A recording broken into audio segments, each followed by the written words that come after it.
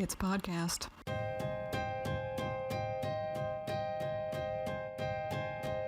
You're listening to Gorehead and the Wiener.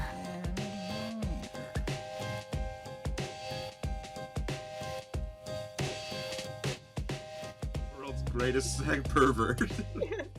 That's Clive Barker for you. Yeah, and that's what, as you could, we're talking about Clive Barker being a pervert, that means on today's episode we're talking about Hellraiser.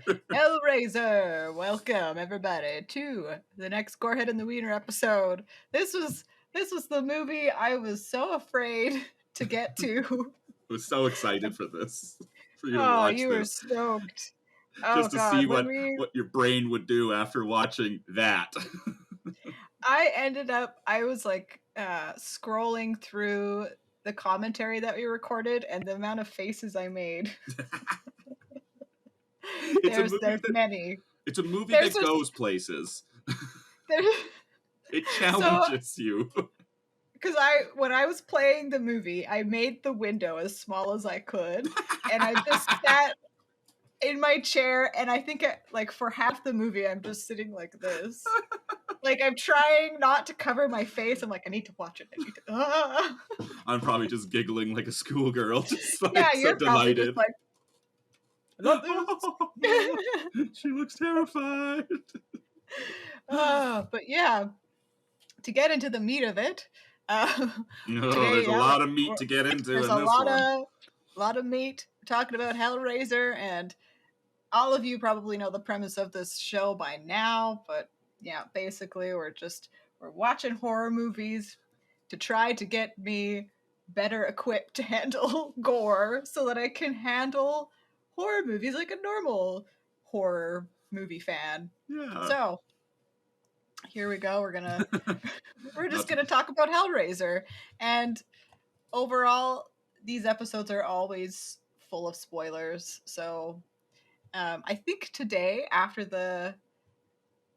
think even the gore is going, when I give an overview of the gore, it's going to have spoilers because the whole movie is basically just each plot point can be marked by a major point of gore. So yes, this is a just very keep that in mind.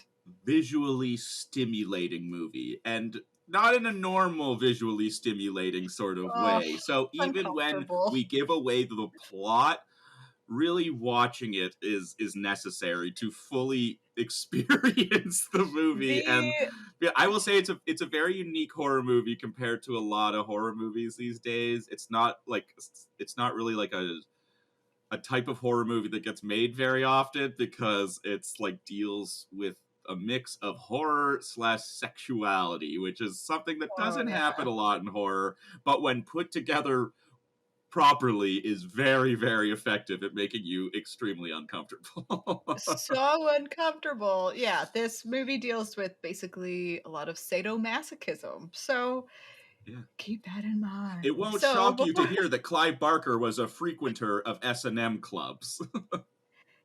Yeah, that doesn't shock me. It doesn't shock me at all. No. So anyways, yeah, we'll jump into it, and I'll let Chris give it away with his delightful movie intro. Yeah. This is a real simple one. It's essentially it's the portrait of a talented sex pervert, and the overall feeling that the movie leaves you with is that you've been dragged to a Jeffrey Epstein party.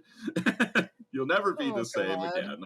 Little topical humor there for you for rich molesters. Oh my God. Jeffrey Epstein was the guy that sex trafficked young females around the world and let rich people have at them. So that's about, I imagine, how I would feel being at one of those parties, is how Hellraiser makes you feel. Yeah, it's like being cornered by a pervert. You can't get away. It makes you so uncomfortable. And I will say, this movie was based on a novella that Clive Barker actually had written himself before he even. He's a super talented dude. He's also a super pervert. Super pervert, but also apparently he was a delight to work with. Like, just a very kind of soft-spoken. He's nice British, man. person. He has a nice British, calm, soothing British voice, and he's just like, "Hello, my name is Clive Barker, and I'm going to make an ultra-sexual horror film." Just like, oh god. Like, it's like if you were. He seems really nice. friends with him on the surface and you didn't have to, if you weren't in a sexual relationship with him, you would probably be a good friend, You'd have to be a open good to a coworker. lot. Yeah, it's like, I only hang out with Clive during the day. What he does at night, we're not close enough friends for me to be able to handle. Not gonna go there. So he must be like a really like well-adjusted guy, because all of his stuff is in the open. He's totally cool letting the world know he likes some weird things. So he must be very well adjusted. It's just totally. And there's a lot of people just don't go into the rooms in his house that he tells you not to go in, and you'll be fine. Yeah, because he has a sex dungeon in his house. 100%. 50 Shades of Grey. It should have just starred Clive Barker. It's like a documentary of his life. And you learn, as I was watching some of the documentary pieces that I could for Hellraiser, there's a lot of people out there like him that have a lot of very fucked, fucked to me, but just a very exotic sexual desire. They are willing to enjoy the kaleidoscope that is offered, and us prudes are just too weirded out by it. But it makes for an amazing horror movie premise. I am basically a piece of cardboard compared to Clive Barker when it comes to sexual tendencies. Clive Barker is the allspice. He is the allspice. We're just salt and pepper. I am a soggy piece of cardboard. It's fine. He is the hot chili pepper. He's the hot chili pepper. Chili pepper. So I'll get into amazing stuff. I would love to read his biography. He's a fascinating guy, and this is definitely a perfect horror movie for me because it's everything I don't really want to watch. Yeah. So this was the end of our first horror story arc. This was the movie that I was building you up to, was getting you to watch this. So this is a milestone for your horror watching experience.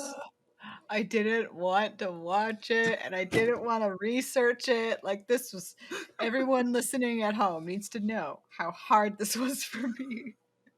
I can do it. It's just, it makes me uncomfortable, but it's not it's hard to watch because it's uncomfortable, but the gore aspect of it is watchable because it was done in the 80s. So you can, it's low budget. A lot of it it's low budget. A lot of it is very practical effect. I mean, it's all practical effects. Mm-hmm. There's no CG, thankfully.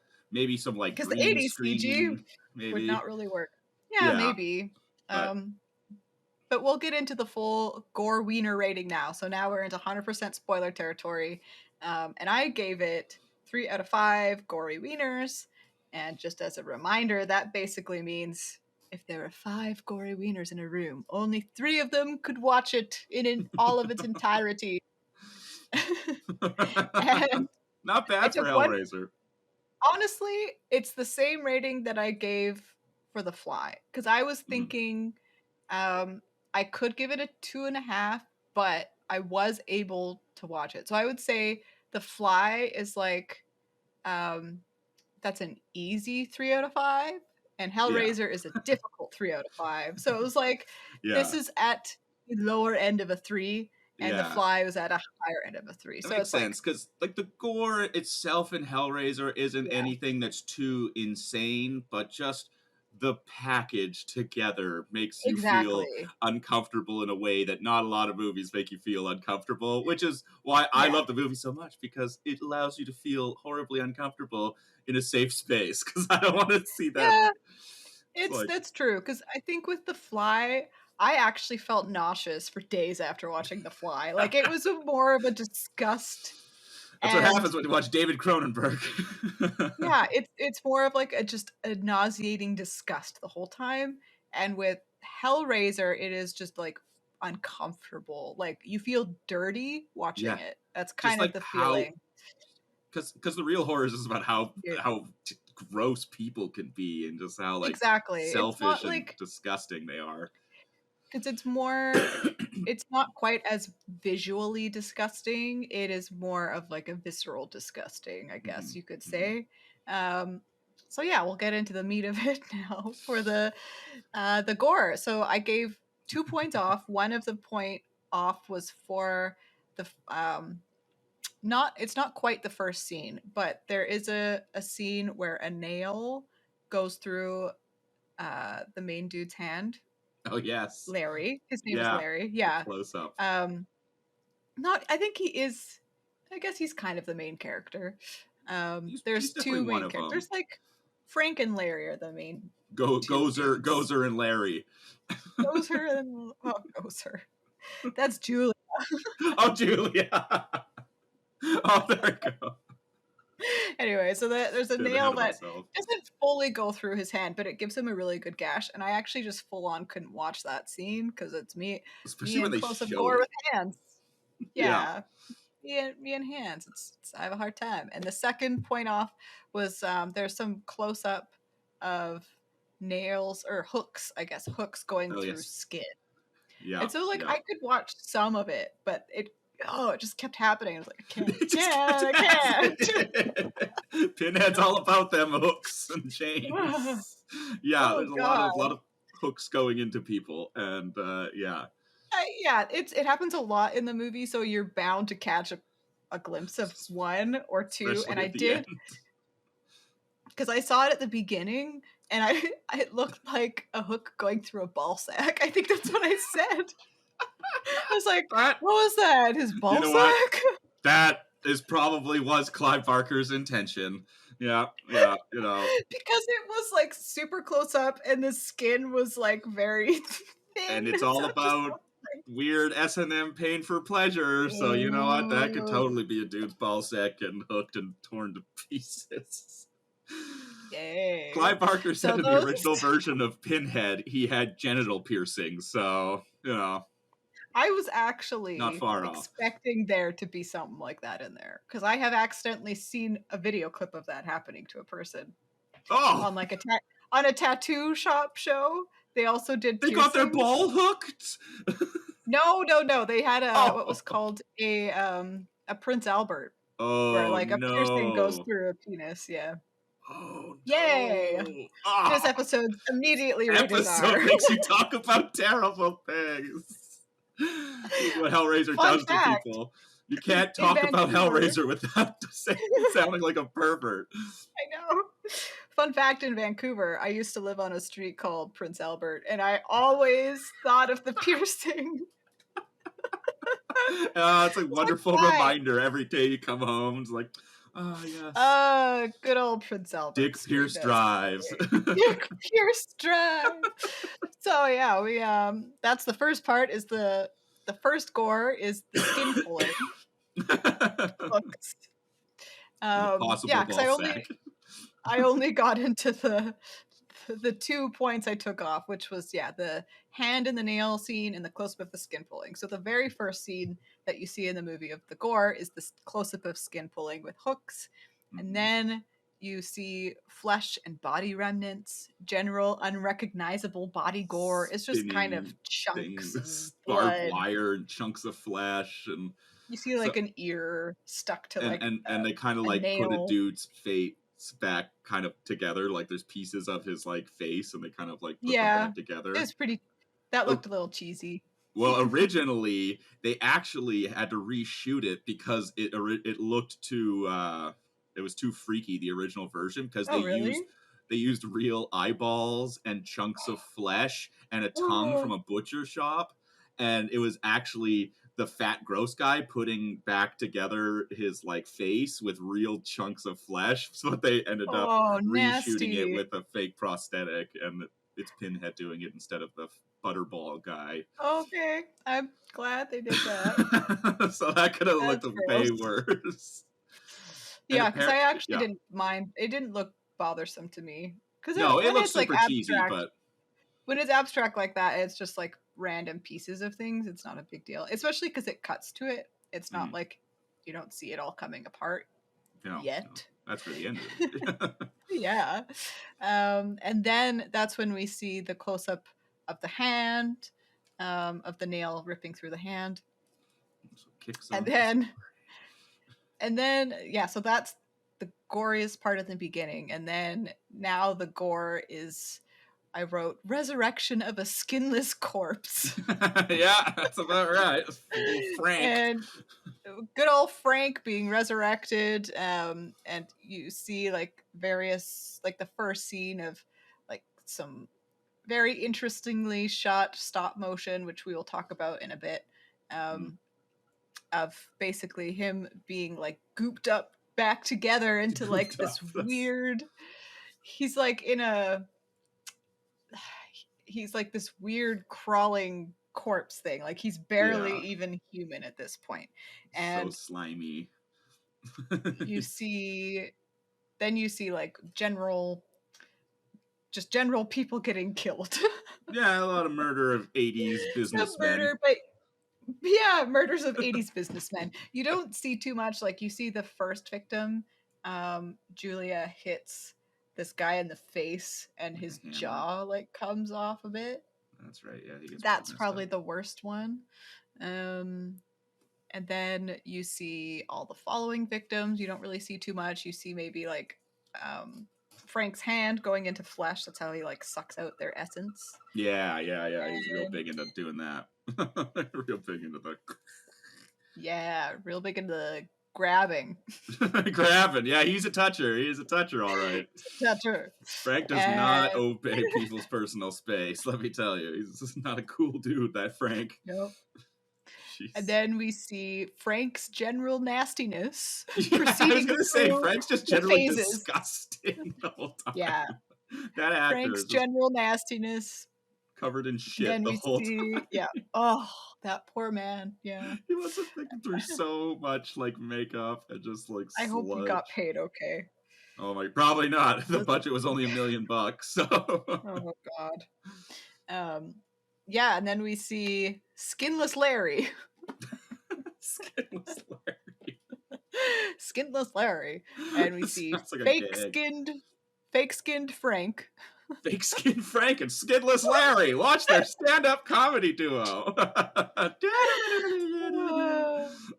There's like there's like a face scratch that happens where like skin peels off a face. Yeah, that's pretty goofy.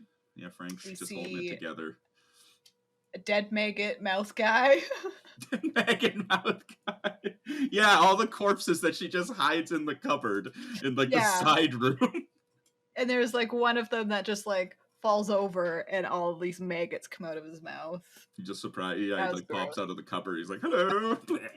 Yeah. And he has kind of a weird jaw. I wonder if it was the weird jaw guy. I think it was. Yeah, I think it was like the guy got hit with the hammer the first. Right, because she had to hide him. Just hucked him into the spare bedroom. I know. And then the last one is the worst scene where you see Frank getting torn apart again and just all crazy flesh being pulled and more so many hooks. Skin hooks and he gets hooked real nastiness. Bad. He gets skin hooked bad. So yeah, that is the gore. There's a lot of it, and you could imagine it's not a good first horror movie to watch, but I think it is. You can easily work up to it if you want to. I think it's probably a good, like you said, it's a good movie to kind of get your tolerance up, I guess. If you watch that, you can watch plenty of other horror movies, let me tell you, because you could look back. Not everything. But, no, there's still stuff out there that's pretty awful, but I would say Hellraiser leaves you with a general feeling of grossness that not many horror movies will make you feel. Like, you can watch a gory horror movie now and think, well, at least there wasn't a bunch of creepy sex stuff in it. That is true. Yeah, I don't want to get chased by a bunch of S&M demons ever. That doesn't happen in movies very often, let me tell you. Ooh, we'll have to watch the Hellraiser reboot that they're doing. Pinhead's a woman. Oh, so wow. We'll see how that goes. Okay. Are they making Pinhead sexy now? Is that what's happening? Oh, I hope not.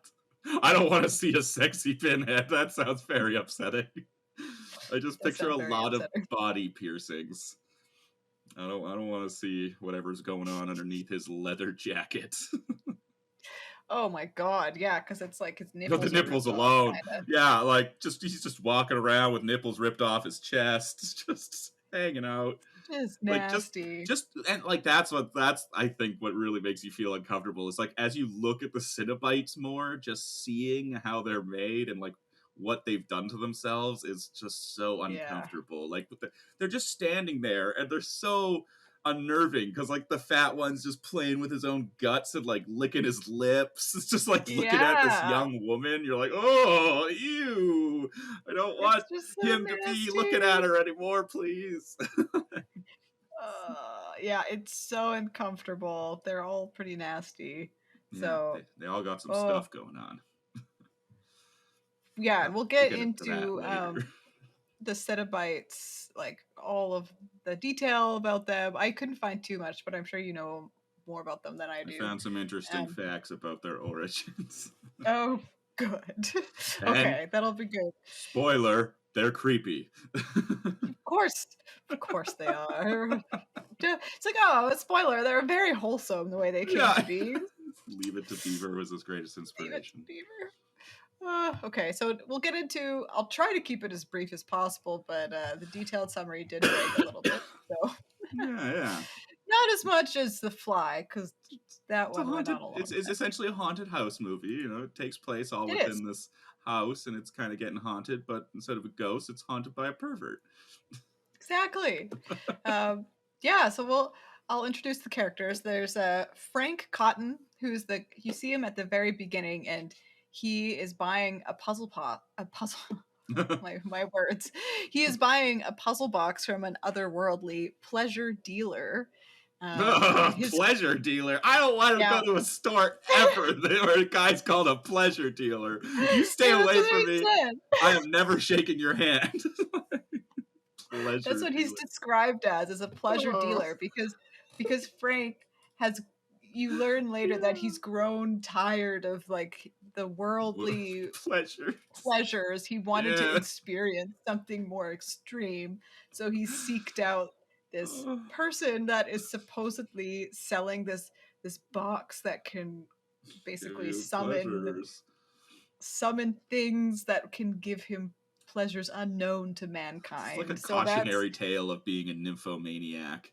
Oh my god, yeah. Just like there's so many cautionary tales in horror movies like this. It's like, dude, just like try to be happy. Like try to like find ways to make yourself happy, you know? Maybe ask yourself, why are you trying to fill your void with sexual depravity? What's missing from Frank? What does Frank have to get? You know, maybe just take a moment to see what Frank's all about. Have you talked to yourself lately? You know, maybe before you open that pleasure box that gives you access to a hell dimension filled with pervert demons, you just take a step back and think about what makes Frank tick. Why am I doing this? No, just take a step back. You know, like self-reflection is very important, especially when you're about to take a step like that. When you go to the pleasure dealer, that's when you know you need to take a moment, self-reflect. I just went to a pleasure dealer and bought a sex pervert box. I need to figure out why I'm doing this. You know what, Frank? I think instead of trying to find other people to love you, you should find ways to love yourself. It's all about self-love, Frank. That'd be great if like Pinhead pops out of the cube and he just has like little glasses on and he's like got like a pencil, he's wearing like a sweater, and but he still has like all the leather gear underneath, but it just has a sweater over top of it. He's like, Frank, why did you open the box? It's like, how about we just take a moment and talk? I always like to do a little therapy session first to make sure you're aware of what you're getting yourself into. That's like a questionnaire. But no, they don't do that. It's got a little clipboard. No, that would be very thoughtful, but these guys are not that thoughtful. So yeah. Oh no. Back to the Rabby uncle type. Yes. But yeah, back to the detailed summary. Back to the detailed summary of the pervert. Yes. The famous line of the otherworldly pleasure dealer, quote unquote, is, "What's your pleasure, sir?" He says that at the Oh, and he beginning. has like a very mystic sort of a racist accent. Yes, Yeah. I'm not gonna do that accent. No, I think we should probably veer away from that. We're gonna be in enough hot water just talking about this movie. Probably. People are already gonna So think yeah, we're perverts. he gets this mysterious metal box that Frank later takes back to his attic, and he's like surrounding himself with candles, and It's very romantic. Yeah, he just has he's setting up like his little pleasure time, his me time. He's got his candles in a square, and he starts out very sweaty. I don't know why he's so like sweaty, but he's like drenched. Yeah. So he solves this puzzle thing, and basically immediately hooked chains appear out of the walls, and like you just see close-ups of the hooks going into his ball sack, and you assume he was like pulled apart or something, because later the room is just filled with swinging chains and body remnants, and this robed person comes in and returns the box to the original state that it was in, and the room just returns back to its normal attic. Very attic handy cleaning a time saver. Like that thing just great. Yeah, just gone from guts and hanging body parts. Is that you may die every time you use it. So yeah, you do have to worry about sex perverts getting you, but it will clean your room up. It will move things to a different dimension for you. I just really hate washing the bathtub. Just want it to go back. I'll deal with the sex pervert. It's fine. Yeah. So later, we see whom is later revealed to be Frank's brother, Larry Cotton, and his wife, Julia, move into this house. Gozer the Gozer. She looks like Gozer. And the funny thing about Julia is that she is clearly, this character is supposed to be very beautiful and like this, almost like a man-eater. But she's kind of, the way they dress her and the makeup they put on her is not doing her any favors. And to kind of the shoulder pads. And the shoulder pads, and to kind of fight against this, because she is a talented actress. She's famous from being in many plays, I guess, and she's won a lot of acting awards. So she's a great actress, but to kind of counteract that she's not exactly like what you would expect. She's like mid-30s. Like late 30s. Like definitely like I'd say late 30s, early 40s is probably. I think she looks like solid 40. A non-traditional age for the leading lady, which hey, great for Clive Barker to be all inclusive, but it definitely doesn't play to the heart throb, sexy housewife style. Her character is basically, most of her character is just to be like a beautiful woman and to like just seduce men easily without any effort, and to counteract that she wasn't exactly didn't look exactly like what the role described. They put like this soft blur filter on her face every time she's on the screen, and it's like only so distracting. And it was like you could have twinkle, because she's not like, she's an attractive woman, but they just the way that they dress her and like put this makeup on her, it's just like it made her look so much older, I feel like, than she actually was. So and then like over the course of the movie, as she like goes more into her depravity, she starts to like slick her hair more and wear like really intense like 80s pop star makeup. And so that just makes it even worse. Makes it worse, like full on Gozer mode. It's great. So Frank's brother Larry and his wife Julia move into this house, and it's immediately shown that their relationship is strained. And basically, Julia had an affair with Frank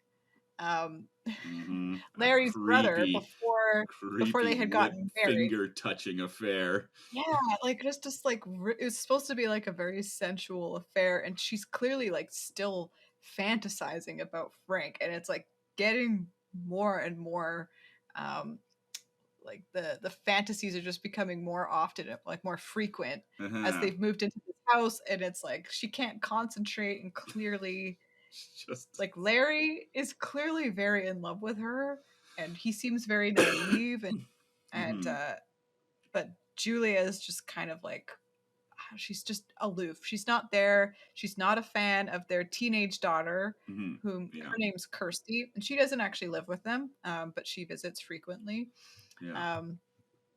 So yeah, those are the main characters, and so they're moving into this creepy ass house, and as the movers are moving in this mattress, Larry helps them, but he cuts his hand while doing it, and he runs. This scene is funny to me. He runs upstairs to show Julia, whom is just like in the attic for some reason, and he like reaches his hand out to her. It's like, help me. Yeah, it's like he ran up 2 flights of stairs to do that. He's bleeding all over the attic, and he's just like this helpless child with this like terrible flesh wound in his hand.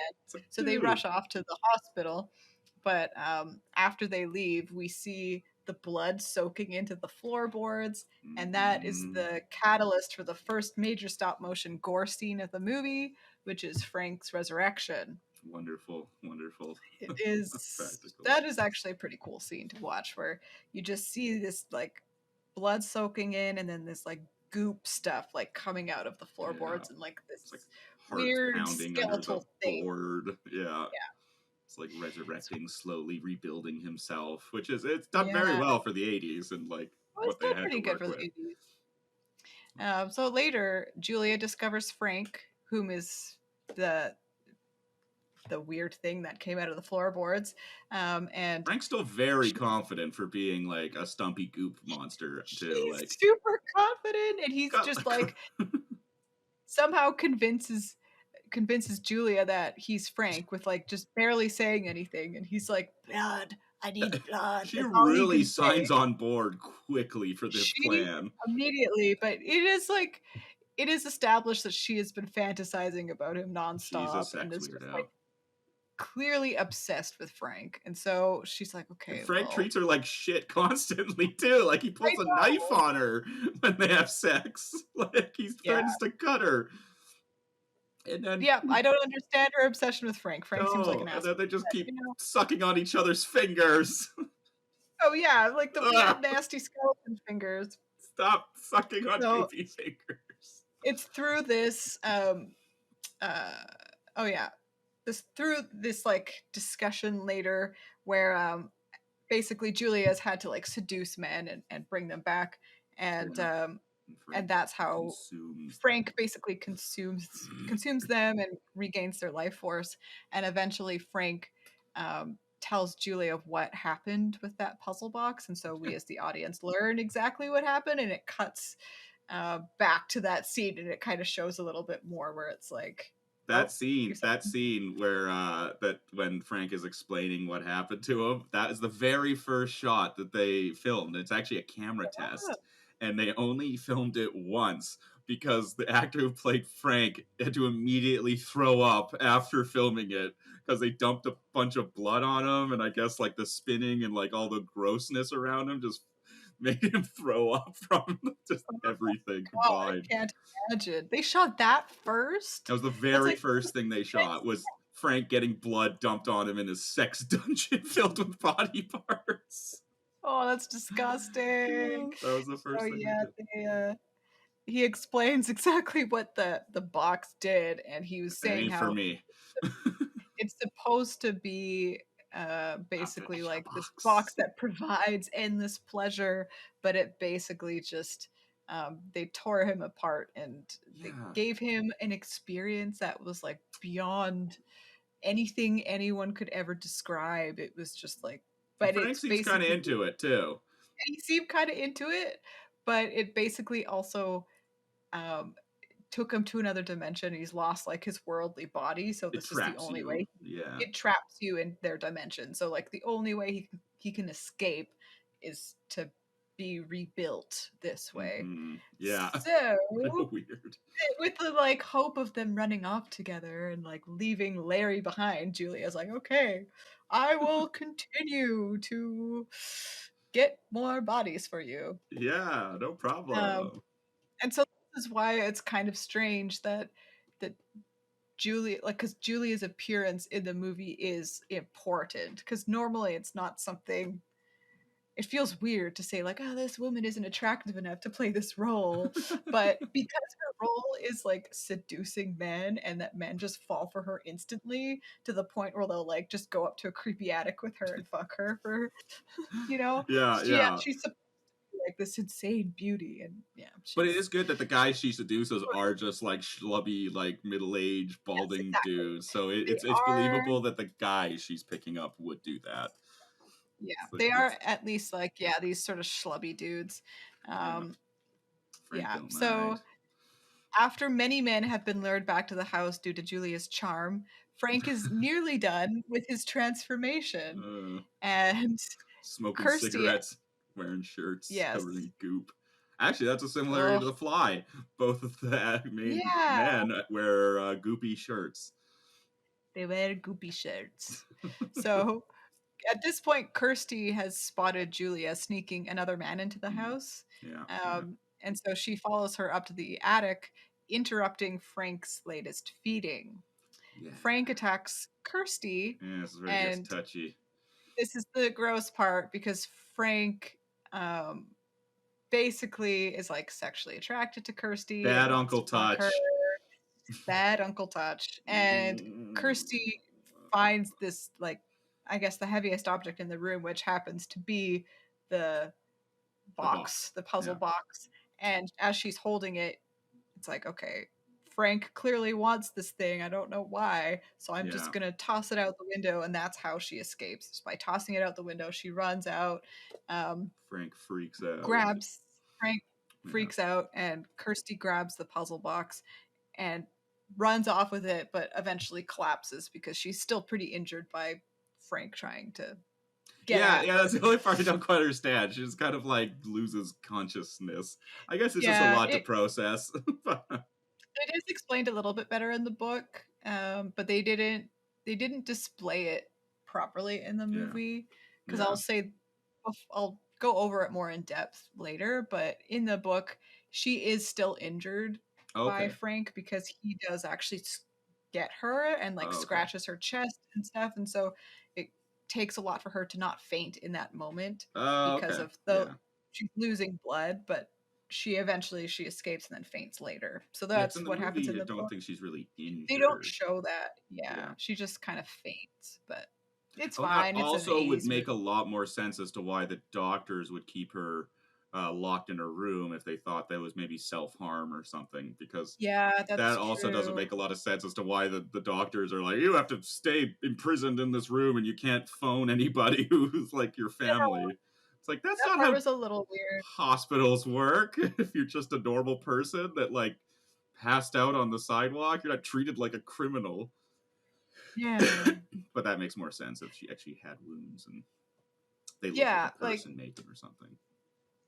So, but in the movie it's not fully explained, and she just kind of collapses and shows up at the hospital, and the doctor gives her back like this puzzle box, and it's like, you were holding on to this like dear life. That's right. Life. She was clutching it. Just clutching it, and he's like, maybe it'll help jog your memory. And so you see a lot of slow motion flower blooming. You do. A lot of, like innocence or something. I don't know. Like becoming a woman. I understand. Not exactly maybe sure. I should have looked that up. No, it's probably something creepy. Probably something creepy. So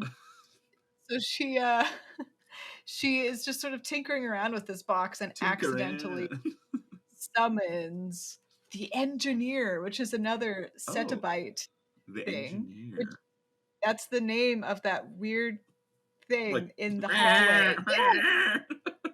That's the name. It's called the engineer. What a weird name for that thing. The hell Yeah. does that thing build? It's just got two shitty arms, like a head on it for a penis. That's like the big thing coming out the top. It's like a scorpion that's only the tail. Very so weird. But it's funny because it opens up like this random door, and as you're watching it, you're like, don't go in there. That's like a very common horror trope, that you will just go to this random doorway filled with mist and die. Like cracks open reality from a wall. Like, don't do it. David Bowie could be in there. It also reminds me of Labyrinth.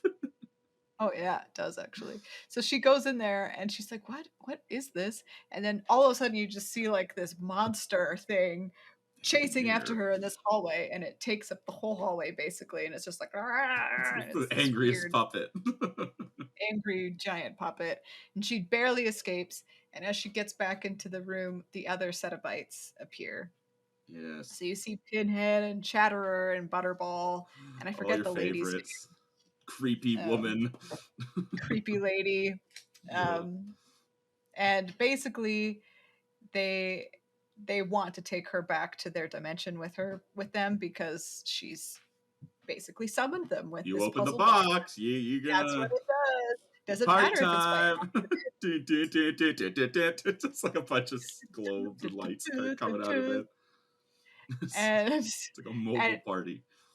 Kirsty is like, but actually I got this from Frank. He's still alive. I got it from Frank. And they're like, oh, I remember Frank. What does that have to do with you? And we do not care. Like that's how he talks in the movie. Pinhead's very intense talking. Yeah. Very monotone. What does this have to do with you? And she's like, well, you can take him in my place. And basically they kind of agree. They're just like, okay, but if you're lying to me, we will tear your soul apart. And it was like, Jesus Christ. Okay, I believe them. Don't fuck with them. I believe them. That's not a threat that a lot of people throw out. It's like, I will rip your soul apart. It's like, I don't know. That seems bad. That seems like the bad touch. The bad touch. And so she goes back to the stupid creepy house, and she sees her dad, and she's Papa. Yeah, Papa's got a goopy face. Why's your face so goopy, Dad? You don't normally have open wounds all over you. So we find out that Frank is actually wearing Larry's skin. Yay! Yay! Old Larry's just a dead old meat sack now. He got drained. Oh, Larry. So Frank is wearing Larry's skin. Such a nice thing for a brother to do to his own brother. And let me see, where are we at? Yes, and then Frank accidentally kills Julia when trying to kill Kirsty, because Kirsty is like trying to get away from Frank, but Julia is holding Kirsty, and there's like this struggle, and Kirsty gets away at the last minute, and Frank actually accidentally, like, his hand goes into Julia, and then he drains Julia's life force. Oh, that's right. Yeah. Yeah, he doesn't seem very sad about it at all. He's just like, Frank is totally on board with it because he's now all about getting gross incest. Oh yeah, that's right. All about Frank's... that. And Frank then chases Kirsty to the attic, and after hearing him admit to being Frank in Larry's skin, the Cenobites once again tear him apart. And they appear. Hello. They show up, and Frank's like, oh shit, and then all the the chains come out, and that's when you see the famous scene of him being torn apart. You see like his skin stretching, and he's like, Jesus wept, and then it just like explodes his face. Which funny thing, right. Like the actor actually suggested to Clive Barker that that's what he should say, and Clive was like, oh yeah, that's great, let's do that. And so that was the actor's idea. Yeah, because I think the original line was just him saying like fuck you or something, like really generic. Like that's what he would say. That's way more messed up. I don't know exactly what it means, but I don't know what it means, but it's That sounds creepy. I bet he would weep if he saw whatever is happening. Yep. Yeah. I know I'm And crying. at this point, the Cenobites are now going after Kirsty, even though she has given them Frank. They're still just like, well, you're here. Hey, Let's take how you. about one more for our little pleasure party? More the Right. merrier. They're all inclusive. She still has the box, so she's able to just close the. It's funny Yeah, because she's like trying. these scenes are so dramatic, and all she has to do is just close the box while she's around them. So she does that for each one, and they all go away. And at the last second, Kirsty's boyfriend shows up, and he kind of just is here. Yeah, and he's very useless barely in the movie. introduced. He's introduced at some point. It is not important. He has no role in the story except to just be here to like help Kirsty leave because for some reason she can't escape herself in the movie. It doesn't make any sense. She's a woman in the 80s. She can't do that. How is she expected to open a door on her own? And the house at this point is now collapsing and it's on fire, I think. Yeah, well, the engineer comes through the front door too, and he's like, "Hey, remember me?" And he kind of spooks her out, and then I think it gets like swallowed up, or it burns down. There's a lot of light shooting out of it, and I don't know, it might get sucked into a hell dimension or something, or something happens, and the house doesn't make it. The house doesn't make it, and the next scene is we just see Kirsty and her boyfriend. She throws the box into like this hobo pit. This like fiery hobo pit, which is called a pyre. I didn't know that's what those were called. Pyre. Well, I know like a pyre, like, it's like kind of like Vikings use them when like burning their dead warriors and stuff, like, but that just looked like a burning pile of trash in the movie. Yeah, she throws it into a burning pile of trash, and this vagrant who has been kind of like stalking her throughout the movie. He's just kind of in the background every now and then. Well, there's that one disgusting scene where he's just eating crickets in the pet store. In a pet store that looked like this parrot is deceased. This is a deceased parrot from Monty Python. This is the outtakes from the Monty Python skit. Yeah. There's just this homeless person in the background eating crickets. This parrot is no more. So stupid. Anyways, so this vagrant shows up. I would much rather it be the Monty Python sketch than Hellraiser. I would have a much better time watching that. I would. So the vagrant shows up and he just walks into the fire to get the box, and he's on fire, and then he transforms into this winged skeleton thing, flies into the night, and then the scene zooms out to make it look like it is taking place inside the cube. I don't know. I don't think that's the intention of Clive Barker, but it looked like it was like it looked like it was all happening in the puzzle cube. I'm like, is this just their personal hell? Is that what that is? I don't know. It's very vague. And when the camera zooms out of the puzzle box, you see that the original guy from the start, the pleasure dealer, is holding the cube again, offering it to a new customer, and we end off the movie with the pleasure dealer once again saying, "What's your pleasure, sir?" What's your pleasure? That also reminds me of the Monty Python scene from the Holy Grail, when it's like the creepy dude on the bridge who asks him, "I'll ask you these 3 questions." Yes. What is your favorite color? Yeah. He also it's like speed velocity of a swallow. He's like, oh my god! It's also like the intro to Aladdin, when that little guy introduces the movie, and he introduces kicks off the whole story. It's like, that's the pleasure dealer from Hellraiser. Yeah, that's true. They're in some sort of weird like desert town.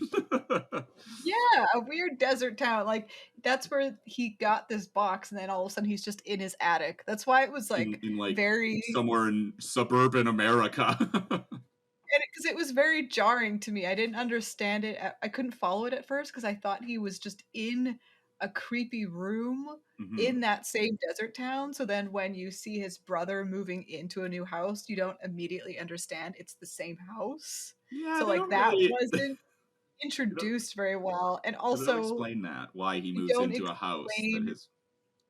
they don't explain that Frank and Larry are brothers. And so Yeah. when she's fantasizing about, it's like it's so much of vagueness. Yeah. So I feel like it was better explained in the book because you can explain it easier in books. So it was just a little vague at the beginning Like, of why did they even Hellraiser. move into that house? Like, does he know that it's Frank's old house? Is it just a complete coincidence that his brother's moving into his old brother's house? Like, yeah, I don't know.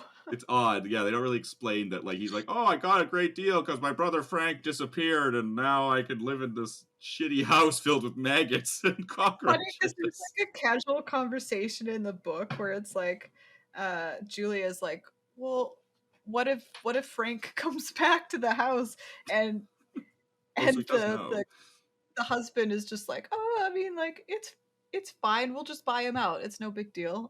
I think he just says something like that. It's so casual. People move into their brothers' houses all the time. It's fine. Yeah, it's no big deal. Yeah. So yeah, that was the summary. That was the detailed summary of Hellraiser. And now we can get into the fun, gory stuff. So, oh boy. Well, it's funny. I'll let you start. I do have some points, but I'm sure you also have the same ones. But yeah, it's some good stuff. I didn't notice. I didn't know about like some of the stuff with like the butterball and how long it took him to get his makeup on and stuff. Yeah. Like, poor guy. It was funny hearing the actor talk about that because there's just an interview, and it's so hard to piece it together in like a concise way because the interviews are just like, here's a little snippet from the guy who played Butterball, and he's talking about, and he's like this very skinny, attractive dude that was playing Butterball, and it was like, you played him? Okay, so he had to wear like this super thick mask where they would like take a mold of his face and just like build the mask on top of it with silicone and stuff. Yeah. And so when they stretched it over his face, it took 2 to 3 people. And at one point he was like, yeah, it would sometimes take over a minute for it to like settle in place. And during that minute, I couldn't breathe because the silicone would be covering my nose and my mouth. So I just had to hope that it would get there before my breath ran out. I was Jesus Christ. There should have been like something like, to make put a sure straw you in your mouth or something. Yeah. Yeah, you shouldn't have to worry about whether you will be able to start breathing soon or not. That's seems like probably nowadays. That's indie movie making for you. Yeah. Yeah. Well, that was a very common theme throughout all of the Cenobite costumes because they all had their own like level of shittiness that they had to deal with. They would just be sitting alone in isolation for 12 to 14 hours while they waited for like their tiny roles in the movie. Because they're not in the movie very much, but they're definitely the most memorable part of the movie, which goes to show the design and how good they are and how memorable they are, because they're only in the movie for maybe 5 to 10 minutes at most, but it's the most memorable parts. That's sure. They didn't need to be in it for long. I'm okay with that. Yeah, less is more when it comes to creepy interdimensional demon perverts. They so like Pinhead, the actor who played Pinhead, he was actually, he had a really hard time hitting his marks because the contacts, the black contacts he gave him, he couldn't see through them. So he was really afraid of like moving too much because he had no idea where he was going, and he was really afraid of tripping over like his skirt that he had on because he has all those like leather flaps at his waistline that went over his feet. So he's blind, has these stupid leather straps that he's trying to deal with and like not fall over while still being this intimidating interdimensional creep. And so he couldn't see. And then the female version, she apparently it was so painful to have the makeup on that the original actor actually quit, and she refused to come back. After she put on the makeup, she refused to come back. She's like, I'm not fucking doing this. I wonder how painful it was. Yeah, so they because apparently her design was based off of ritualistic scarring and piercings that Clive Barker saw in National Geographic's magazines. So like those tribal piercings where they put like things through their throat, or like really long pieces of metal through their nose, or like the sides of their cheeks or something, like very intense piercings. And that you could see that because she has like these two metal bars that just stab into her cheeks that look very uncomfortable to wear. So I'm guessing that probably didn't feel great. And just the general outfit, I imagine, is horribly uncomfortable. Not to mention like the makeup, because she had her vocal cord makeup, like, which was super gross. So like, I wonder how they got the metal to stay on if they wouldn't have to actually pierce them, would they? No, but I bet it was like pushing pretty hard like into their skin, so it probably didn't feel great, I imagine. I don't imagine it would feel lovely, no. Yeah, they had a pretty tough time dealing with that stuff, just because of how horribly uncomfortable it all was. And also, like, Pinhead's makeup took 6 hours to put on, and I don't know how Clive Barker chose this inspiration for Pinhead, but he was actually inspired by, let me just get this right here, African fetish dolls. Tribal African fetish dolls is what Pinhead's based off of. So, if they look like that, holy shit, that is terrifying. That's terrifying. Yep. It's just like, ugh. So I don't know exactly what that is, but yeah, they are inspired by that. And again, also they were inspired by Clive Barker's general love for going to S&M bars in New York and Amsterdam. So, I imagine Clive Barker has some very colorful friends. Just, yeah. That dude's been to some weird parties. Some very colorful friends. yeah. That's I don't even know. Yeah. I don't even know. They said that apparently the original Pinhead, the more we talk about this, the more uncomfortable I feel. They wanted him to have like a belly button piercing because they wanted to hint at the idea that Pinhead would have a crap load of genital piercings. And if his penis looks like his face, wow. In the book, they described Pinhead as having like even his tongue looked like his face. Oh, that would be horrifying. Oh, that'd be super creepy if they did that. I'm so glad that they didn't try to do that, because like, what the fuck? Oh, that's super creepy. Ew. So he's just like pierced all over, essentially. All over, just everywhere, yeah.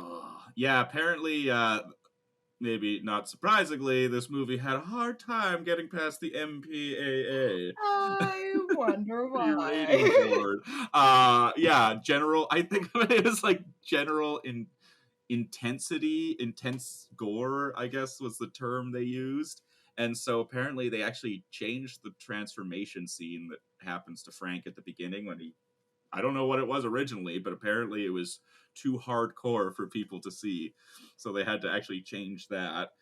They also, there's apparently a far more shocking death with the third guy that Frank drains apparently was very graphic. They had to reshoot that as well and tone it down a lot. Because whatever he does to him is apparently it's too messed up for people to watch. And it'd probably they'd probably show it today, but it would be like maybe, I don't know, I know the reboot's probably just going to be dog shit, but if it is a good reboot, it would be nice if they actually did maybe stick closer to some of the ideas from the book that you're telling me. Like, man, if Pinhead has like creepy tongue nails and stuff, like, I'm on board for that weirdness. I'll pay my ticket to watch that. I would, weird ass shit. So it'll be interesting. That'd be interesting to see how far they go with that. It better be rated R. That's all I have to say. That shit's PG-13. You get to watch it before I do. I am not going into that one blind. It's probably a good idea. Oh boy! Just go and watch Pinhead and see what terrible, disgusting things he has to say. You know. With the magic of CG. Oh yeah. Well, yeah. I hope it's practical effects because that's also kind of part of it. Like, also, well, I don't know. It'll probably again just be terrible, and I they'll don't probably have just faith. have tons of Pinhead in it, and you'll probably have like chains shooting out of them, and who knows what stupid stuff they'll do. But God, one day I'll probably have to work on a VFX show with tons of gore, just like knowing my luck. Yeah, that'd have be a fun. very exciting project for you. I would enjoy animating a horror movie. That'd be fun. I'd be one of those weirdos that would volunteer for it. Like, yeah, hell yeah, give me the gory part. Is there a shot where someone gets ripped in half? Oh, that'd be awesome. I'd totally animate the person ripped in half. Maybe it would make it less scary if I actually worked on it. Who knows? It demystifies it. Although you do have to like, I I was talking with someone who he worked on the Mortal Kombat 11 finishing moves that are ultra gory, and they had to look for reference. They had to look up like actual murdered bodies and stuff, like really grotesque things. So people like had to quit the project because they were like, it was affecting them mentally, having to like stare at all this disgusting reference. That would be pretty hard. No way. No, you're curling up into a ball right now. Just thinking about it. Can't. Yeah, maybe immersion therapy isn't the route to go there. Just avoidance, general avoidance. Just avoid. That's fine. I think that's probably the best way to go. I'll tell you what happens in it. Perfect. That'll be enough. Yeah, so apparently Pinhead, they when they were trying to like come up with his like acting reference and like what he was supposed to act like, Clive Barker and him, Clive Barker told him essentially, he's like, you're kind of like you're like the head surgeon of a hospital, and you're responsible for doing like all of the knife work essentially and cutting people open, but you're also like an administrator, so you're always trying to get things moving and going along efficiently. So he's kind of like this like admin sex pervert that's always just trying to make sure everyone's efficiently doing perverted things. And that's why to efficiently be perverted. Yeah, that's why he like talks so like very matter of factly and like kind of like intelligently, but also very like to the point. He's very blunt when he talks in general about his he takes perversion very seriously. It's like part of his job. Like he's like, I will show you pleasures beyond the human understanding. We are angels to some and devils to others. It's like, yes. Whoa. He who does he remind me of? That voice. It'll come to me. It'll come to me later. But in the interviews, they all said that Pinhead basically was like, he was basically just in control at all times. Yeah.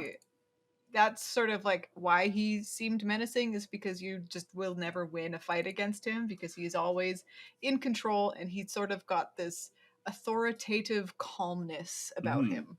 Yes, he he's like, he always has a plan and he's never rattled by anything. And they actually had to fight for that in the movie because at the time, Nightmare on Elm Street and Friday the 13th were really popular. And so the studio kept trying to either get Pinhead to be jokey and like quippy, or oh my god, which would be oh god, I can't even imagine like wearing that outfit and like cracking jokes. No, oh fuck no, no. Wow, so weird. And it was either that or they wanted him to be just like silent like Jason essentially and just murder people and just kind of be like a slasher villain.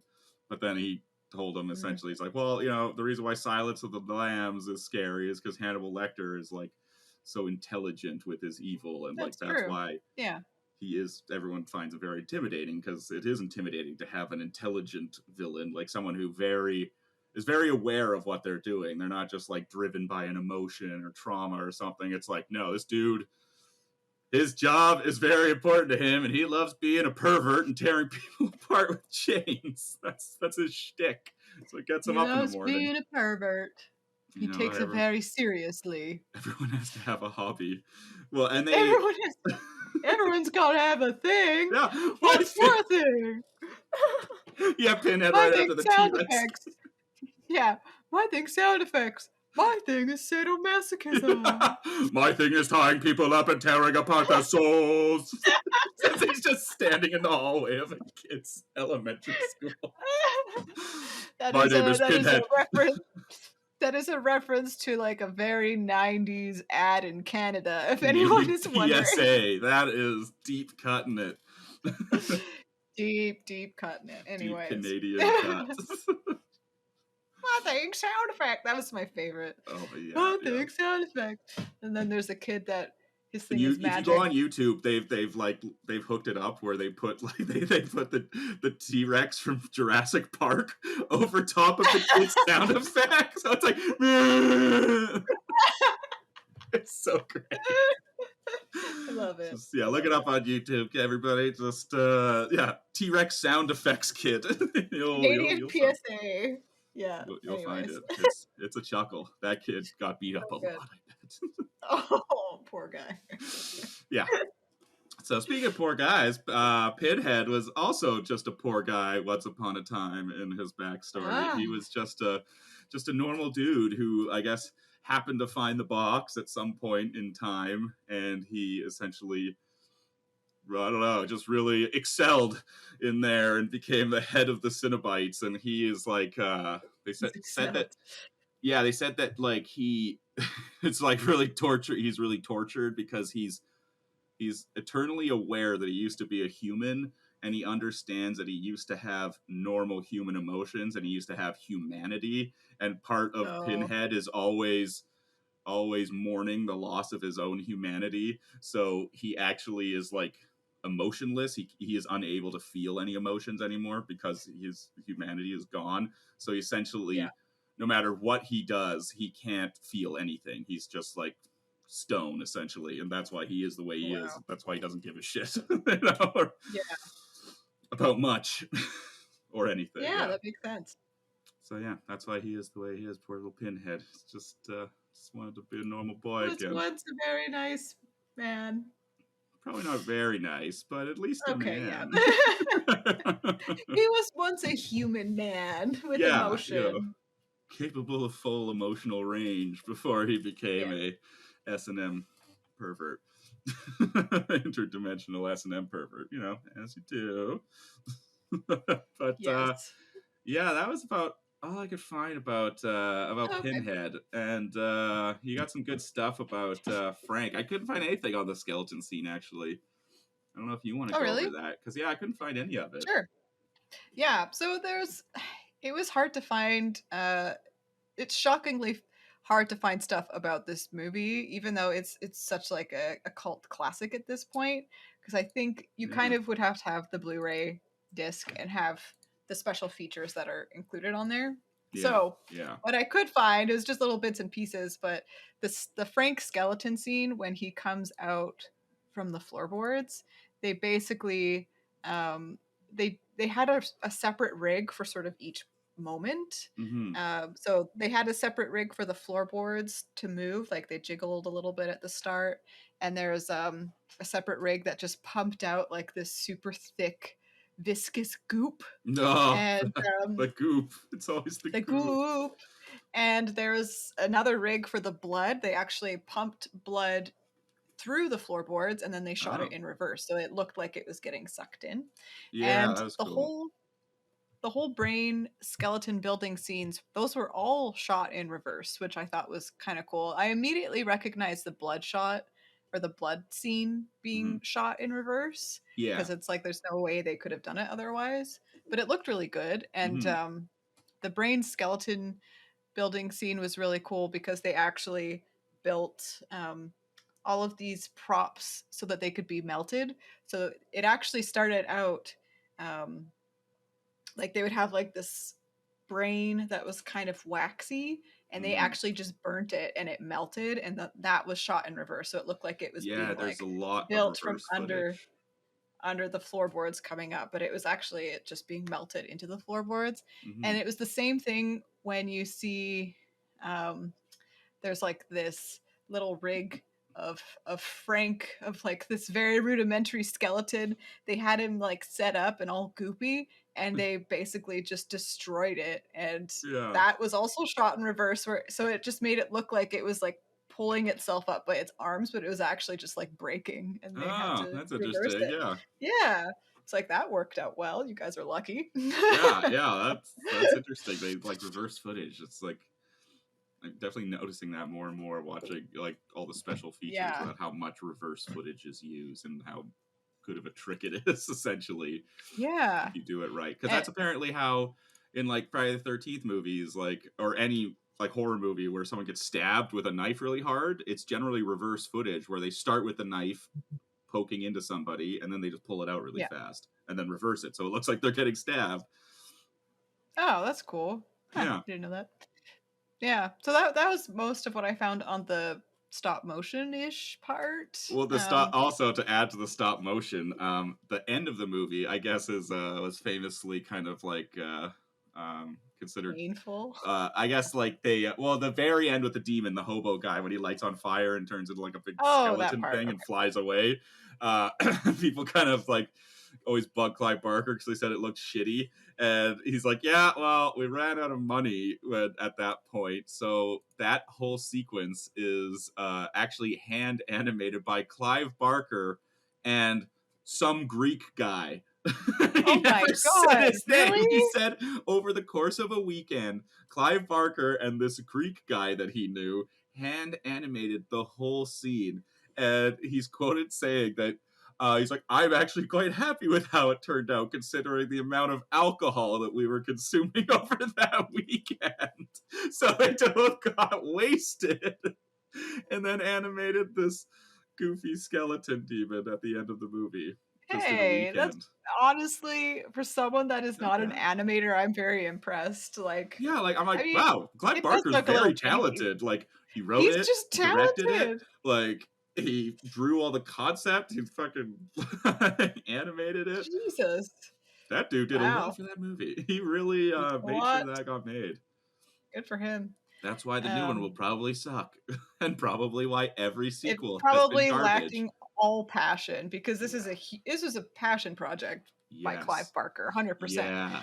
Yeah, you have to be Um, passionate about this subject matter to get it made. Because a lot of people uh-huh. were telling him not, like did not Don't want do that movie to it. come out. Just like the amount of stuff he had to fight for to like actually even make it into the movie. Like it's so funny. I watched a few interviews about the actors, like the guy who plays Larry and Yeah. the Gozer lady, and they're just like they're talking, they're trying to describe the movie, and they're like, yeah, the Larry guy, he's like, yeah, I think this will be a very divisive movie. You'll either hate it or you'll be like, yeah, okay, cool, I'm into this. It's like I don't think there's gonna be a I lot don't of middle know. ground and I people also like don't know many people that love it, like yeah, love it, but it's a I'm hard sure there movie to are. love. It's just kind of like I watched it. Well, the female lead, she was talking about how because there's like scenes where she kind of like revels in like the kill after she helps like Frank kill those guys. Apparently after she filmed those scenes, no one would talk to her on the set. They're all freaked out by her. Yeah. She's like, I guess it's because it's a woman doing it or something, but yeah, no one wanted to talk to me after filming those scenes Oh, because what the they were fuck? freaked out by her. So She's just a really good actress. she did a good job. Yeah. And she Yeah. seems like a completely normal, nice lady too. She's like, yeah, Yeah. it's like, She seems it's a nice. very weird movie. Yes, it is. um, oh yeah, and I was also gonna say about Frank. I guess Frank slash Larry. Like when Larry, the actor who plays Larry, but it's when it's Frank in Larry's skin, Yeah. and the final scene with all the prosthetics. Not the final scene, but the final like crazy gore scene. Yeah, when he's all chained up. Apparently, yeah, it was just extremely painful to wear all those prosthetics because you can imagine it's just like he's just chained up. Like He's the fully actor's suspended. chained up. He's fully suspended and he's got all these prosthetics just like pulling off of his face. And I think he said it took more than one day to just set up the scene. Wow. just to set it up. Jeez. Like, not even the acting, just the setup for it. Yeah. Well, like, also, there's so much stuff in there going on at that point. Like, it's full Cinnabite chain S&M attic with guts and stuff. It's, oof. Yeah. It is a visually striking scene. I will give it that. Oh, and it was funny because I was listening to the designer the person who designed the visual makeup and stuff for all the Cenobites. Oh boy. She was saying she just got 5 notes from Clive Barker, and this is what he said. That 1, there needed to be areas revealing flesh, that torture had been apparent, and 2, there's butchering involved. 3, just said repulsive glamour in quotations. Repulsive glamour. That's a very good way to describe them. Repulsive glamour. 4, magnificent super witches. And 5, there needed to be 4 to 5 of them. That's all he gave her. It was like that is, and like he still had the book, so you could like refer to what he described them. But that's some artistic freedom right there. Yeah. Apparently, the actor who plays the daughter, she was so freaked out by the movie, she actually had to leave during the first screening of it, and she's never watched the whole thing. Because when she was acting in it, she was very separated from the whole movie as a whole. You know, like she read the script, but she didn't actually necessarily see what else was happening in the movie. So when she saw it all put together, she finally caught all the like sexual taste of the whole thing. Sexual taste. Bad taste. Bad taste. The bad taste. And she just like looked at Clive and was like, Clive, what the fuck? That's what she said when she watched it. She couldn't handle it. You know, you made a shocking movie when the main actors in your movie is horrified by what they're in. But she said one of the first scenes that she tried out for, I was like, okay, how could you have not known that this is a fucked movie? Because like the first scene she tried out for, Clive was like, all right, so your uncle is wearing your dad's skin and he wants to fuck you, but because you don't want to fuck him, he wants to now murder you. How do you feel? Like that was... Oh boy. Hey, he put it all on the table right away. That was the first thing she tried out for, and like how did you not know this was gonna be like a weird sexual movie? Like, how did you not? At the very least, you know that there is a plot line where your uncle wants to have sex with you. Like that alone is pretty wearing your father's skin. Yeah, wearing your father's skin. Like that generally raise the questions of how does that happen in the movie? That's really fucked up. Kind of fucked. But yeah, I don't know. Did you have more behind the scenes stuff, or was that most of it? No, that was about it. Yeah, I didn't find too much because I don't have, unfortunately. Yeah, I really wish I had like the special edition or something of this movie, but yeah, I don't have. So like, I did have some like. I have some very minor points before I get into the novella. Like some random things that I heard on the interviews is that the actors all complained about how ugly and creepy the house was that they had to act in. They were all so creeped out by the house because the actor who played Larry, he was like, he just wished that they could act stuff out in a different location because the house itself was just super creepy. So gross. And the shot where the daughter is being chased down the hall by the engineer, that took 3 weeks to shoot that. Wow. Took a long ass time. That's been one of the longest shots in the movie. Yeah, and for the sequels, they wouldn't pay the actor who played Larry enough money. They wanted to pay him less money than he got from the first one. Oh, so that's weird. He was like, fuck you, I'm not gonna... Yeah. No thanks. Oh, that's interesting. He was actually going to be in them, though. Like he was going to be in them, and the only reason that the actress who played Kirsty was in it, is because she was contractually obligated to do 2 of the sequels, like as when she signed on to do it. Oh wow! So they actually already planned to make sequels even with the first one. Even though I guess Clive Barker isn't necessarily involved in it, but I'm pretty sure he didn't. He might have done. No, I think he did the second one because I didn't. okay. I haven't watched all the second one, but it kind of has a similar plot, except it's the woman. She escapes out of the box and she's trying to rebuild herself, and she convinces somebody to help her, like, consume people essentially. And the main girl's in an insane asylum. Which is pretty understandable. She's driven insane and has to, like, be in this insane asylum because she tries to tell people about, like, Pinhead and what she saw, and they're like, well, you're crazy. You're insane. Pinhead kind of starts, like, haunts her, I guess, like, in the insane asylum.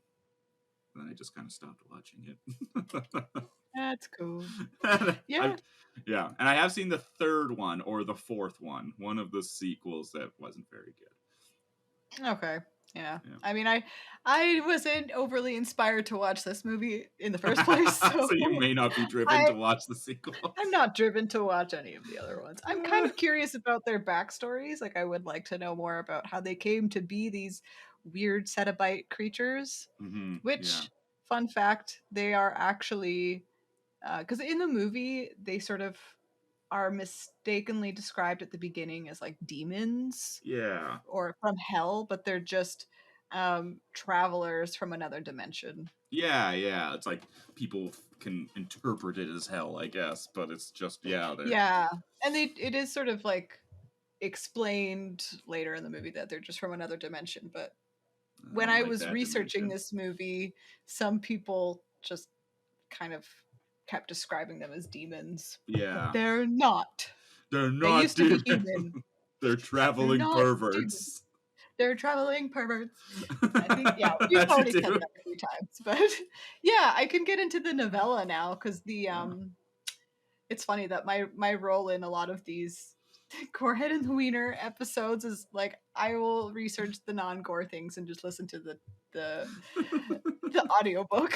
That's true. Nice. It helps you process the horror a bit better. It does. I like it. I like to get into the to hear the original story and see how it's evolved. And Clive Barker actually wrote this novella, and it's pretty short. Like the audiobook is 3 hours, so it's not that long. No. And honestly, it is really close to the movie. And I think obviously the fact that Clive wrote the original novella and he directed the movie really helps. He's kept the spirit alive and from his novella. So reading through it, it actually felt like I was just kind of rewatching the movie. And that's good for you. I mean, but it's a little easier because he's very good with words. Like I'd almost say, I saw someone else write this review after reading through the novella that Clive Barker is sort of like a Stephen King that doesn't ramble. So he gets straight to the point and then he moves on, which is why his book is so short. But it's perfect because it's like you wouldn't need him to ramble anymore. You're not in for a 700-page slog. No, it's very straight to the point, and it's really well done. There's just some differences, and a lot of what happens in the movie is just kind of expanded upon, and I guess kind of cleared up in the book. Because, like I said, the beginning was a little too vague for me in the movie, where it's not necessarily described why Frank wanted to go and get this weird pleasure box, but Frank's backstory is very vague in general, super vague. So I guess he in the book, he's just, like I said before, he's kind of just grown very tired of life. He's become super bored. He sort of selfishly is wanting to experience more of life's pleasures, and in the book it's sort of described like what he wants is still kind of fucked up, but it is very much more of like what like somebody would expect would be like a really fantasy. crazy fantasy is like he wanted to sleep with like, he described it as like a carpet of sexy writhing women that all desired him, and like he would have to like be the Jesus. only one to give them what they wanted. And I was like, Oh, a that's still kind of but carpet of women. That's a it's not being very, very interesting description. That is, right, oh, but that's a mental image. it's still not as disturbing as being ripped apart, you know what I mean? So That it's is, like, that is true. At so least everyone like walks away that from that. fantasy that fantasy is still, it's still very like sexist and kind of fucked, Yeah, yeah. but But we do live in a it's world where not, bukkakis are a thing, so it's about the same. oh my god, just not gonna. I am not going to describe what that is if people are curious. You can Google it and be ashamed like everybody else. So anyways, so his fantasy is at least a little bit more understandable than what he receives. Yeah, So yeah. He's looking forward to a that's bunch of what, hot naked ladies that want him. Instead, he gets weirdos with chains and nipple piercings. yeah. So that's what he's imagining, and he's like, he apparently had prepared his attic for days. Like he set everything up, and he Somebody had the apparently candles. candles. And in the book, they describe as the way you solve this thing is it's partially within your mindset as also within what you do to the cube. So it's he was preparing himself mentally as well as like preparing the space and stuff. So I think that was part of it. Some spooky magical cube. Yeah. So Makes he sense. finally opens the cube, and this part is really vague in the book, but I think it's kind of supposed to be. So he opens the cube thing, he thinks he solved it, and he's like, why is nothing happening? Nothing's happening. He's like seeing these lights, and then they just like disappear, and then suddenly he's like super overwhelmed with senses, and he's reliving many childhood memories and experiences, but the way that the memories and experiences are happening is that it's basically all his senses are being used at once at like full capacity, to the point where it's like you almost it feels like it's too much, and then as soon as you feel it's too much, another layer on top happens. So it's like it keeps building and it keeps building to the point where he feels like he's going to explode because it's just such sensory overload. Yeah. And then suddenly all his senses are gone. Like he has no sense of, he can't see, he can't smell, he can't taste, he can't feel. He's just like, he thought he had died, like he was just in a void. And then he wakes up and he sees some Cenobites standing around him, and they're like, "Oh, you're awake. You had a nice dream, didn't you? It was a lovely dream."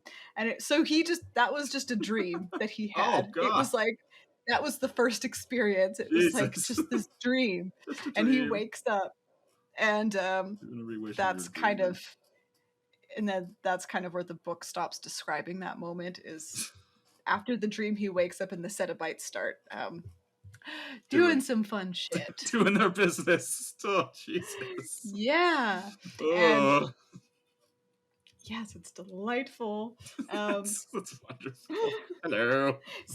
So yeah, he also describes the sensations that he's feeling while even just in the dream as not anything a person on Earth would describe as pleasure.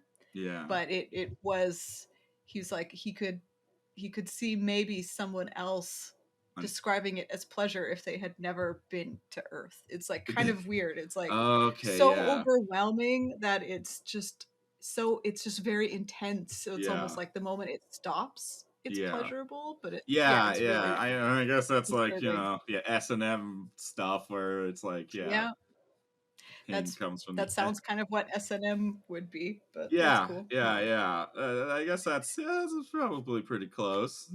That's that'd be a very bizarre experience. It doesn't sound like my cup of tea.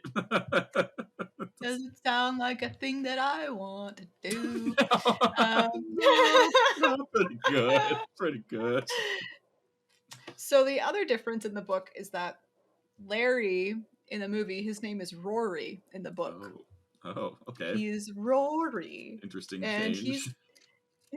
he's described as he's basically in love with Julia solely because of her beauty, Okay. but he's Oh, so so it is naive that he mentioned. doesn't. Oh yes, it is many times. That's amazing. Yeah.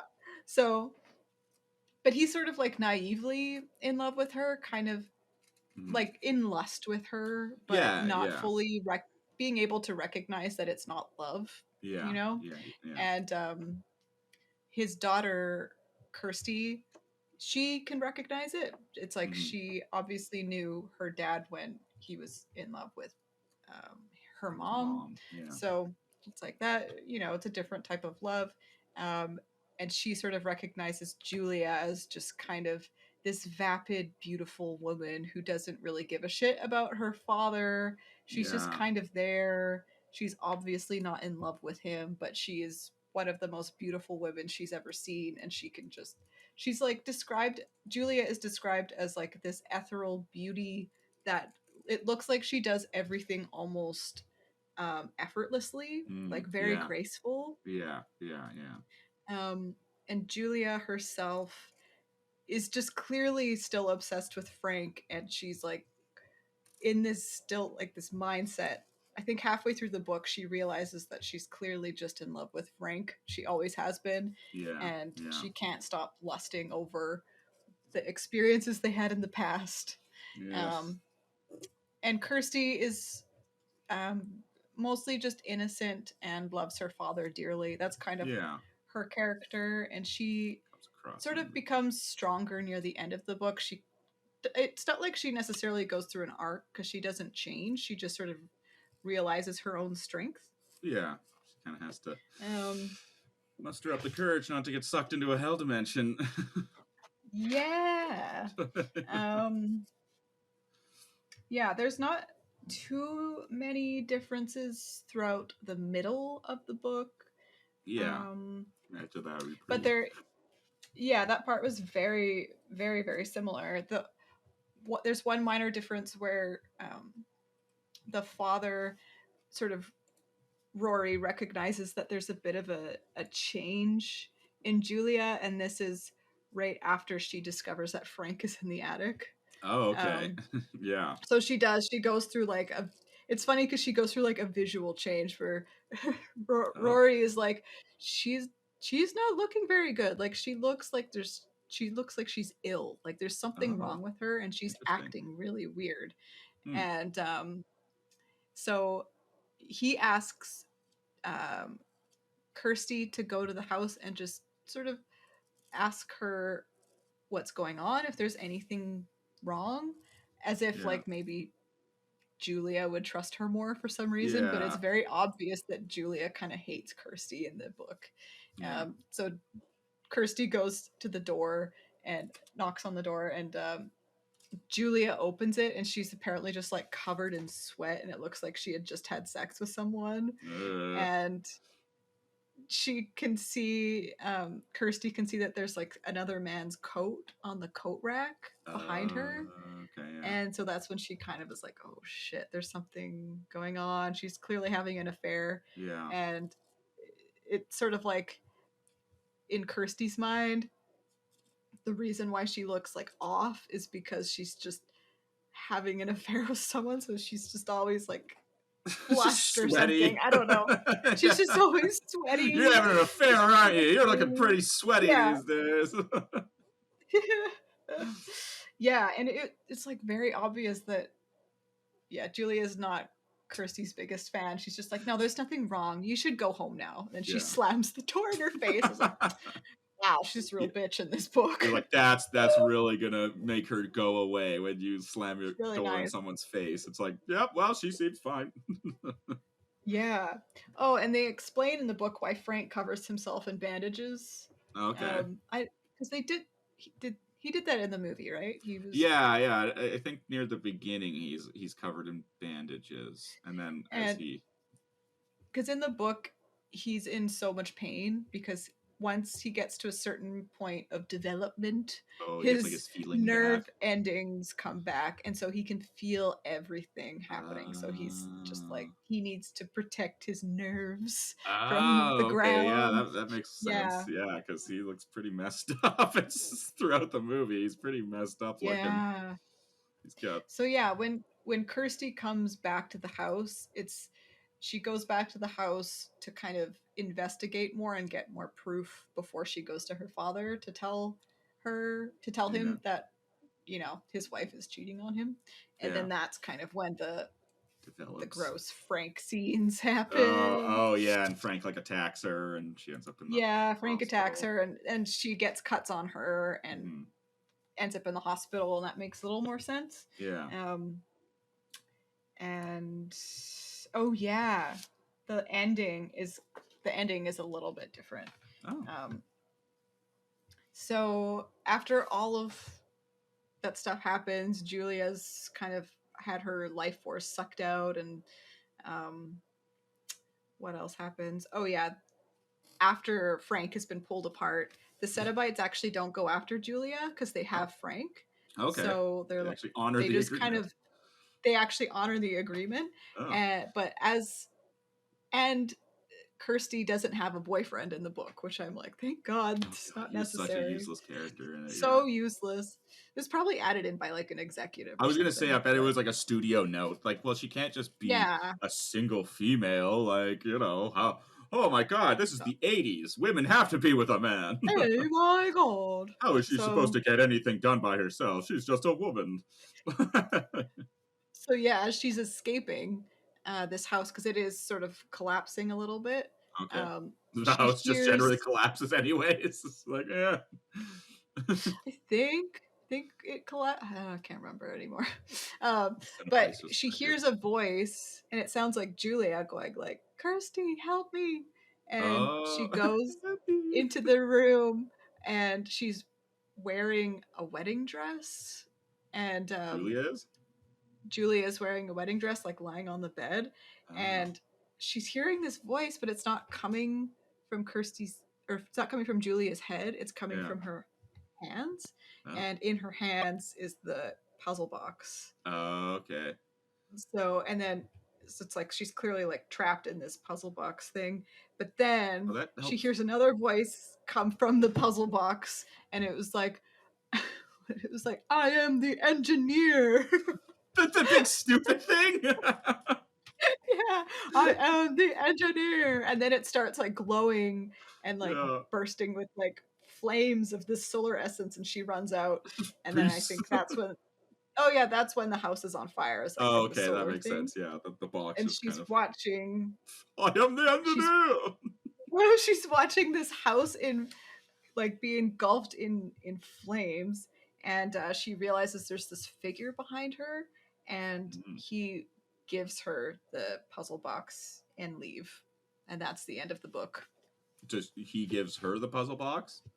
Yeah. Oh, so it kind of like leads into like maybe she uses it or something, or it's like it needs to be left with her for some reason. Yeah, it's always like given to somebody. Jeez, who the fuck would open that box?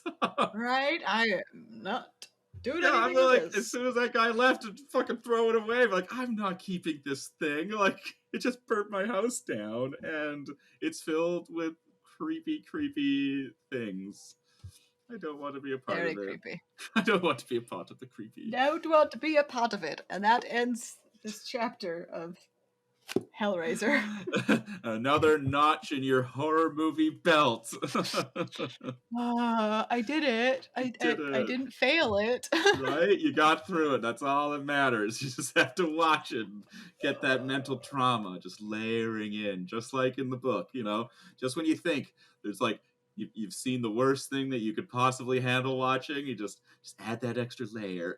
It's just like Hellraiser. Ooh, it's great. I'm using the Hellraiser model for horror movie watching.